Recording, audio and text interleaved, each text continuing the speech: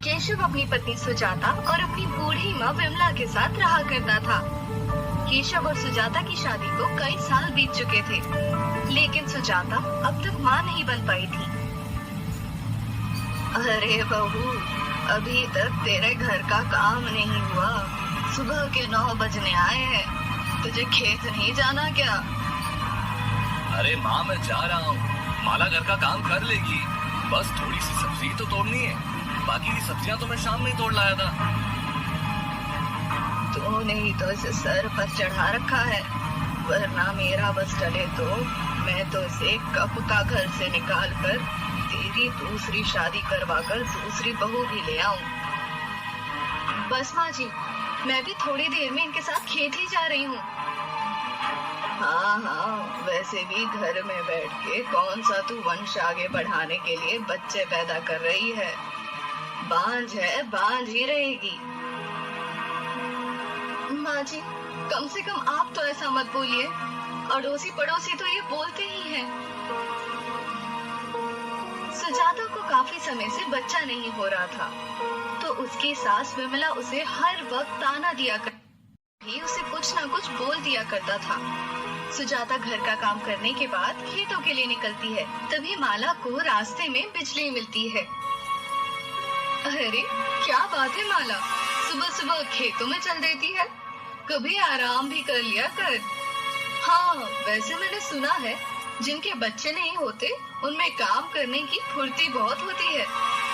बिजली, अगर दोबारा मेरे माँ बनने पर सवाल उठाया तो तेरे लिए भी अच्छा नहीं होगा। बोल तो ऐसे रही है जैसे सिर्फ मैं ही तेरे माँ ना बनने के बारे में जानती हूँ। अब तो तेरी सास भी तुझे ताने देने लगी है, और मोहल्ले वाले तो अब तेरा नाम भी नहीं लेते। उन्हें भी पता है, वो तो सिर्फ तुझे बांझ बुलाते हैं। बिजली, आखिरी बार कह रही हूँ, मेरे माँ बनने पर सवाल मत उठा। जिनके घर शीशे के बने होते हैं, वो दूसरों पर पत्थर ना ही मारे तो उनके लिए अच्छा है। वैसे तू कहना क्या चाहती है कि मैं भी तेरी तरह माँ नहीं बन सकती? अरे जा जा माला, तुझे क्या पता, मैंने अपने इस फिगर को इतना मेंटेन किया हुआ है, तभी तो मुझे अभी तक बच्चों की जरूरत नहीं है। माँ वही होती है जो अपने बच्चों के लिए अपना सब कुछ त्याग दे, और तुझमें तो माँ बनने वाली कोई भी गुण नहीं है। तू मेरे माँ बनने पर सवाल मत उठा। देख लियो, अगले साल तक मेरे आंगन में भी बच्चों की खिलकरियां गूंजेंगी। अच्छी बात है, तो अब मैं चलती हूँ, मेरा समय ये जाया ना किया कर बिजली। इतना कहकर माया खेतों की तरफ चली जाती है। इधर बिजली माला को कोसते हुए अपने घर जाती है। इसे क्या मालूम फिगर क्या चीज होती है। कोई भी मुझे देख ले तो ये ना कहे कि मेरी शादी हो चुकी है। अरे अरे बिजली भाभी, क्या बात हो गई? सुबह सुबह इतना कड़क क्यों रही हो? अरे क्या बताऊं राजू भाई साहब, राम किशन की पत्नी को कितनी बार कहा है, मेरे पति के बारे में चाहे लाख बुराई कर, उसे मोटा, गेंडा, भैंसा, जो मर्जी कहना है कह ले, लेकिन मेरे फिगर पर उंगली ना उठाए। अरे जी, ये तो बहुत बुरा किया माला भाभी ने, आपकी फिगर पर उंगली उठाकर। वही तो, मेरी पतली कमरिया देख लोग हाय हाय करते हैं, और मेरी तिरछी देख लोग आहें भरते हैं। ये तो ठीक कह रही हो बिजली भाभी आप। वैसे आजकल गंगू भैया कहाँ रहते हैं? आप तो जानते ही हैं, राजू भाई साहब, उनके 2 ही काम है, एक खाना और उस खाने को निकालने के लिए खेत में जाना। बस उन दोनों में से कोई एक काम कर रहे होंगे। अरे भाभी, उन्हें कहा कीजिए सुबह को टहलने जाएं। ऐसे में तो जितने आपके घर का एरिया नहीं है, उससे ज्यादा तो उनका पेट बढ़ रहा है। मैं भी उनसे यही कहती हूँ, लेकिन उन्हें कौन समझाए।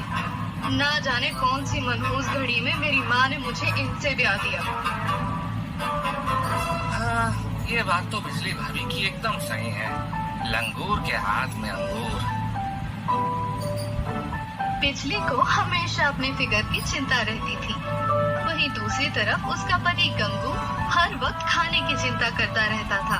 इधर माला खेतों में सब्जियां तोड़ने जाती है और माला को आते देख रामकिशन माला से कहता है, अरे आ गए तुम, चलो अच्छा ही आ गई हो तुम। अभी बाकी बची सब्जियां तोड़ो, मैं जा रहा हूँ राजू से मिलने। जी ठीक है, आप जाकर खाना खा लीजिए, मैंने खाना बना दिया है। सुबह से शाम हो जाए या रात, पूरी सब्जियां तोड़कर ही घर लौटना, वरना माँ मुझे ही सुनाएंगी। रामकिशन इतना कहकर वहाँ से चला जाता है। माला भी सब्जियां तोड़ने में लग जाती है और सब्जियां तोड़ते तोड़ते कब शाम से रात हो जाती है माला को ये पता भी नहीं चलता। इधर माला को शाम की दिया बत्ती की चिंता सता रही होती है। शाम से रात होने को आई है, लेकिन उन्हें एक बार भी चिंता नहीं हुई कि मैं खुद देखने आऊं। लगता है मुझे खुद ही सब्जियां लेकर घर पहुंचना होगा। इतना कहकर माला टूटी हुई सब्जियों को टोकरी में रखती है और घर के लिए निकल पड़ती है। और घर पहुंचकर देखती है तो घर में अंधेरा होता है, किसी ने दिया बाती तक नहीं किया होता। हे सिया राम, मुझे माफ करना, आज दिया बाती में मुझे थोड़ा विलम्ब हो गया। अब जैसे ही माला दिया बाती करने जाती है, मोहल्ले से घूम फिर कर शांता घर आती है और घर में अंधेरा देखकर माला को सुनाने लगती है, राम राम, अब तक इस औरत से घर में जोत बत्ती भी नहीं की गई। वैसे ही इसकी पूजा पाठ से भगवान खुश नहीं रहे, ना ही इसे कोई संतान दे रहे हैं, तब भी इस औरत में शर्म तो बची ही नहीं। माँ जी, आप भी कैसी बातें कर रही हैं? मैं तो अभी अभी घर आई हूँ। आज तो तूने बड़ा काम कर लिया, ये बताना चाह रही है? इतना काम तो मैं रोज ही करती थी जब मैं तेरी उम्र की थी। माँ जी, मैंने ऐसा कब कहा कि आज मैं बहुत काम करके आई हूँ? मैं तो बस बता रही थी कि मैं अभी अभी घर आई हूँ और दिया बत्ती करने ही जा रही थी। अरे हाँ, क्यों नहीं, तू ही तो है जो इस घर को चला रही है बिना हमारे वंश को आगे बढ़ाए, बांझ कहीं। इतना कहकर शांता फिर से घर के बाहर चली जाती है और माला माता सीता और भगवान राम के आगे जोत बत्ती करने लगती है। हे माँ सीते, मेरी सूनी को भर दो, अब तो मुझे मोहल्ले वाले भी बांझ कहने लगे हैं, मुझसे ये कड़वे शब्द सुने नहीं जाते। माला ना तो अपने पति और ना ही अपनी सास शांता से कुछ भी कहती थी, क्योंकि वो बहुत ही सीधी थी। ऐसे ही समय गुजर रहा होता है। माला की सास शांता माला से दिन रात बहुत काम करवाया करती थी, लेकिन माला अपनी सास को एक शब्द भी नहीं कहती। इधर दिवाली का दिन भी नजदीक आ रहा होता है और दिवाली वाले दिन ही शांता हद कर देती है।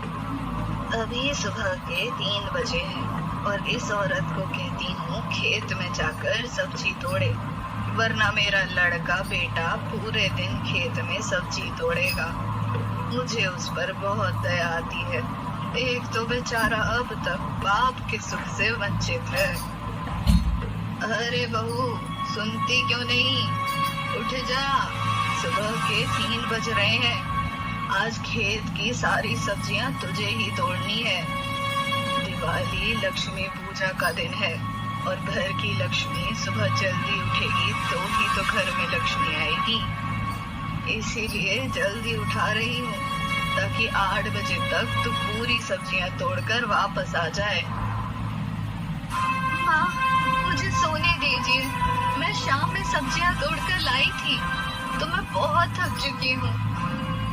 प्यार से कह रही हूँ तो मान जा, वरना मुझे तो लगता है तुझ पर पानी डालना पड़ेगा, तब जाकर तू उठेगी।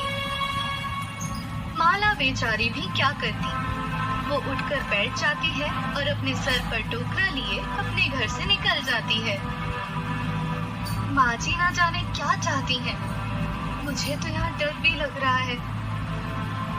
माला अब खेतों में पहुँचती है और लालटेन के सहारे सब्जियां तोड़ने लगती है। माला को नींद भी आ रही होती है, लेकिन वो सब्जियां तोड़ने में लगी हुई है। तभी माला को गंगू सुबह के 4 बजे खेतों में सब्जी तोड़ते देखता है। अरे सुबह सुबह माला भाभी खेतों में सब्जियां तोड़ रही है। लगता है रामकिशन भाई साहब को अच्छी कमाई हो रही है सब्जियों से। लेकिन मुझे क्या, मुझे तो जोरों की आई है, अपना काम कर लेता हूँ पहले। अब माला सुबह के 7 बजे घर लौटती है और वो देखती है कि उसकी सास और उसका पति दोनों अभी तक सो रहे हैं। बेचारी माला घर का काम करती है, तभी माला के घर बिजली पहुंचती है। अरे रे, क्या बात है माला, आजकल तो तू खूब मेहनत करने लगी है। अभी अभी मेरे पति बता रहे थे कि तू सुबह 4 बजे खेत में थी। हाँ, वो मैं सब्जियां तोड़ने गई थी और अब भी आई हूँ। अब मैं घर के काम करूँगी। इसका मतलब तू खेतों में सब्जी तोड़ने गई थी तो लोगों को बताते गई है कि मेरी सास ने मुझे सुबह सुबह खेतों में भेज दिया। अरे तू तो अपने मन से गई थी ना, और अपनी सास को बदनाम कर रही है।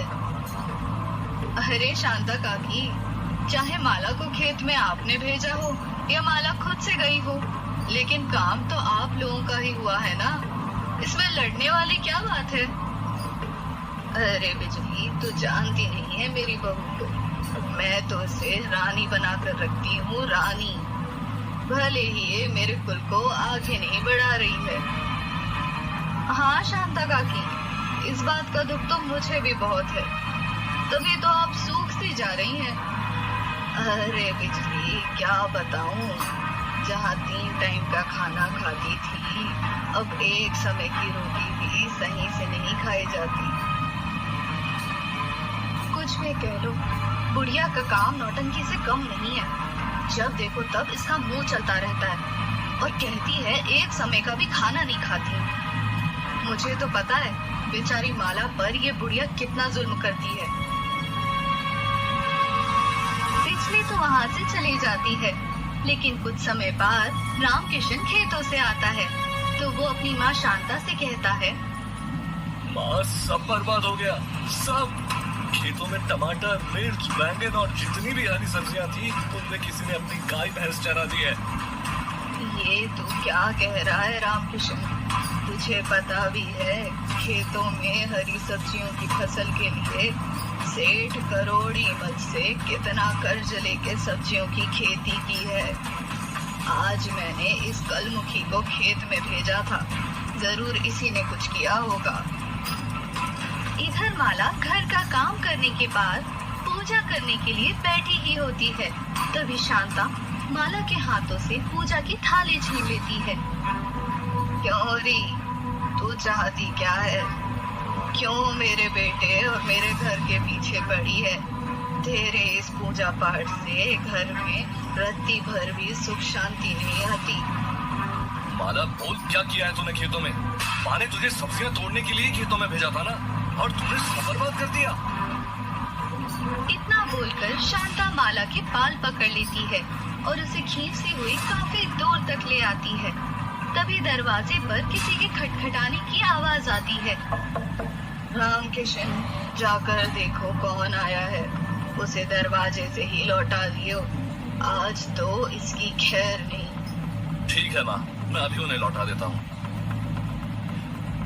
रामकिशन बाहर आता है तो देखता है उसके दरवाजे पर एक साधु के साथ एक महिला भी खड़ी है जो उससे भीख मांगते हैं।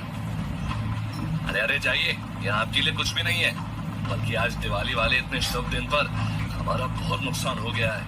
हम पहले ही बहुत परेशान हैं, माफ कीजिए हमें। रामकिशन इतना बोलकर उनके मुंह पर ही दरवाजा बंद कर देता है और इधर शांता न सिर्फ माला को मार रही होती है बल्कि उसे खरी खोटी भी सुना रही होती है। तभी एक और बार दरवाजा खटखटाने की आवाज आती है और इस बार शांता खुद दरवाजा खोलती है। हाथ जोड़कर हमें माफ कीजिए और यहाँ से चले जाइए, हम पहले से ही बहुत परेशान हैं।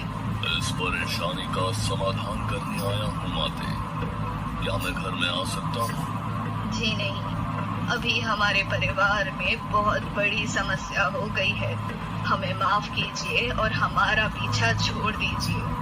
गांव में और भी घर है, वहां चले जाइए। शांता साधु से ये कह ही रही होती है, तभी साधु और वो महिला घर में प्रवेश कर जाते हैं और घर में प्रवेश करते ही घर के चारों तरफ दिए जगमगा उठते हैं। साधु भगवान राम के रूप में बदल जाता है और वो महिला माता सीता के रूप में बदल जाती है। ये देखकर रामकिशन और शांता हैरान रह जाते हैं और जब रो रही माला भगवान राम और माता सीता को अपने घर में देखती है तो वो बहुत हैरान हो जाती है। साक्षात भगवान खुद हमारे घर चल कर आए हैं, मुझे तो विश्वास ही नहीं हो रहा। हे राम सिया। हे प्रभु, मुझे माफ करना, मैं आपको पहचान नहीं पाया। प्रभु, आप साक्षात मेरे द्वारे पधारे हैं, मुझे तो विश्वास ही नहीं हो रहा। उठो माला, नारी कभी कमजोर नहीं होती, बल्कि उसे कमजोर बनाया जाता है। खासकर एक औरत ही दूसरी औरत की दुश्मन बन जाती है। माँ सीते, मुझे माफ करना, अब मुझसे ऐसी गलती नहीं होगी। मुझे अपनी बहू की भक्ति की शक्ति का अंदाजा नहीं था। माला, हम तुम्हारी भक्ति से खुश हुए। अब से तुम कभी भी दुखी नहीं रहोगी, ना ही तुम्हारे परिवार वाले तुम पर अत्याचार करेंगे और तुम्हें आज के बाद से धन समृद्धि, वैभव, किसी चीज की कमी नहीं रह जाएगी। हाँ माला, और मैं तुम्हें आशीर्वाद देती हूँ कि तुम्हारी सूनी को भी जल्द भरेगी। इतना कहकर माता सीता और भगवान राम अंतर्ध्यान हो जाते हैं और शांता अपनी बहू के आगे हाथ जोड़कर रोती रह जाती है, क्योंकि उसे अपनी गलतियों का एहसास हो गया था और रामकिशन को भी अपनी गलतियों का एहसास हो रहा था कि वो अपनी पत्नी के साथ कितना गलत कर चुका है।